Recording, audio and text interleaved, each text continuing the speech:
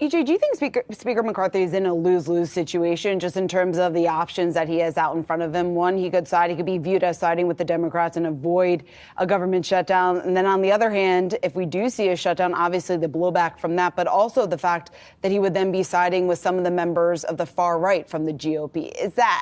How is he thinking about those stakes and exactly what's at risk for him personally? It's nice to have a question where the answer is clear. The answer is yes. He is in a lose-lose situation, which is why this is so difficult. He knows that if he passes something with all kinds of provisions to satisfy the far right, that will never get through the Senate, or he may not have the votes at all, thus a shutdown. But if he gets a shutdown, that's very bad for him and his party. Going forward, this is configured in a way that he and his party will take most of the blame for this. And it's also a historical thing. The shutdown has generally been a Republican tactic. So the average voter who may not follow all of the ins and outs of what goes on in Congress is more or less inclined to blame Republicans at this point for a shutdown because that's something they've done before. So, yeah, he's in a very difficult position. I don't think he's going to listen to my advice, but I think in the end, he'd be better off to govern and let the chips fall where they may. You might even have a situation where Democrats at some point say, look, if there's a motion to vacate, we'll temporarily back you just so we can govern. And I think the behavior of Democrats in the next several days is going to be really interesting to see what they might do, which would either put McCarthy in a more difficult situation or it might get some resolution that doesn't lead to a shutdown. EJ, I feel like you were all of us earlier in saying that it doesn't have to be this way.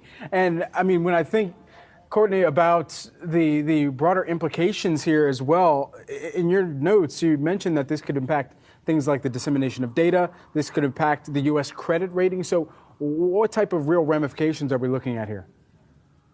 Right. Well, the ramifications certainly aren't as severe as the debt limit, which was when McCarthy did have to make that deal with Biden. So we actually don't think that McCarthy has the cover right now to make the deal with Democrats. When we're 1 to 2 weeks into the shutdown and the Republicans are getting more blame, that might give him the cover that he needs within his own party. But in terms of the ramifications, typically the stock market doesn't react that much. We do have a lot of headwinds, as you all have repeatedly discussed over the morning. So we do have a lot of headwinds, and this is exacerbating those concerns. Certainly companies levered to, government and federal funding, those are going to be more impacted than the market overall. Typically not a huge GDP impact, especially because this is happening at the beginning of a quarter, so there's time to make this up. The Fed won't have access to data, but they will potentially still be able to get the September data because that data was collected. It just won't be disseminated. I'm sure that if they ask for it, they can, be able to get it. And they will still have private data that's still being collected and being published. And then the credit scenario is something that I would say we're the most concerned about, where if you have Moody's put the U.S. on credit watch over the process of a government shutdown, similar to what we saw in 2011 when the S&P downgraded the U.S. off of the process of the debt limit, and earlier this year when Fitch downgraded the U.S. So we are concerned about a credit watch.